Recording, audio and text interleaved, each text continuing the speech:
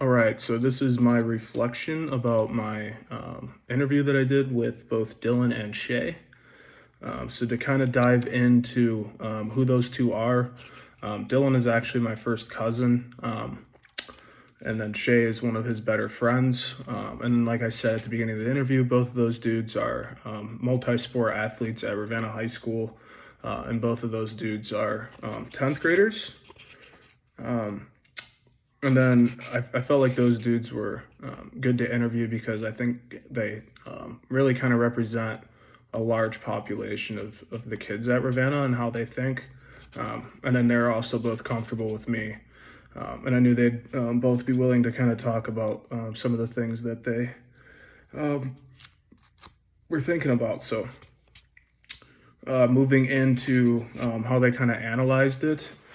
This part might have been kind of on me as well, but I really wanted them to kind of explain their thinking while they were looking at the pictures, and really kind of what it ended up being was they were taking turns going through the pictures, picking them up, and then kind of together discussing what the pictures were about and why they thought those pictures were important.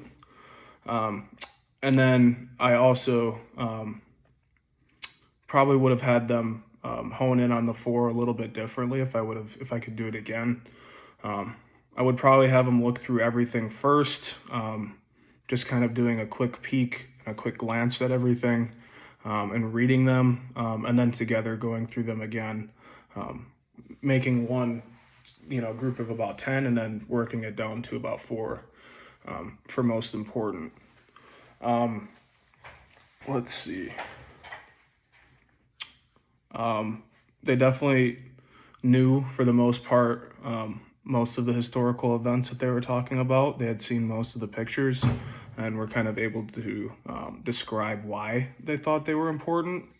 But the biggest thing I kind of wanted to talk to them about once I got to the interview portion of the interview was, like, the question part of the interview was how they felt about history currently, like in their social studies classes that they're in right now. If they don't like it, which it seemed like neither of them were too enthusiastic about their social studies classes right now, why they felt that way. And to be honest with you, I think a lot of it is because of the teacher they have right now. I sub for him quite a bit. It's actually his last year. He's going on his last year before retiring. And to be honest with you, he's just a little bit burnt out. They kind of do just Khan Academy assignments with questions that go along with them every day, and that's kind of like their main assignment. They really don't do anything else. So I could see why they don't have a strong enthusiasm for social studies. And then I kind of wanted to also ask them why or what could be done in their classes to kind of make them a little bit more, I don't know, enjoyable. And they both kind of talked about how they wish they could do more hands-on experiences. And I think what they mean by that is doing their own research about certain subjects and then doing their own projects, essays and things like that, which, if I'm gonna be honest with you, they probably don't do much of right now. So definitely something to take into account when I become a teacher is how much they appreciate being able to do things on their own. I think as teachers, we often want to be super controlling and want to do things the easy way and things the way that we know how to do them, but challenging ourselves to challenge our students to want to think on their own and do their own research for certain things is super important. For analyzing, to be honest, I probably could have been a little bit better with some of the questions that I had, but I really wanted them to do the talking and them to kind of talk about what they know. And then I also wanted them to feel comfortable as well. So I just kind of asked them questions about certain things and to kind of pick their brains and get them talking about things such as like conspiracy theories about the moon landing or 9/11. I think those things are often overlooked in history classes and things like that, and they can be really fun subjects for those students to talk about.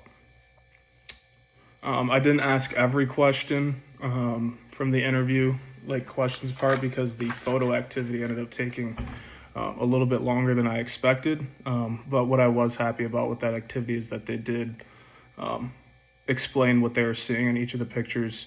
If they knew about the event, they talked about what they knew about the event, and then if it was something or a picture that they hadn't seen before, they kind of tried to connect that to things they knew about the time or what they might know about the certain subject. So, like for instance, the Kennedy funeral picture with the son saluting. Obviously, they hadn't seen that picture before, but they did know about John Kennedy and his assassination, and were able to connect the dots throughout that.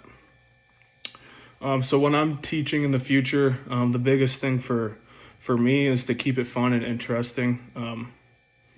Obviously, there's going to be times and days where you're not going to be all in and not feeling like you want to do it.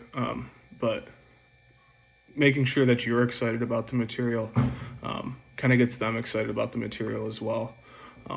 And also having such a big effect on future citizens, and making sure they know the importance of civil duties such as voting and paying taxes, and why we do those things as American citizens. But overall, they don't think about it much differently than I do. They're also really only like 8 years younger than me, 7 years younger than me. So honestly, I feel like we have very similar lenses for social studies, but the older I get, the more that's going to change between the generations. So that's also something I'll have to prepare for. But yeah.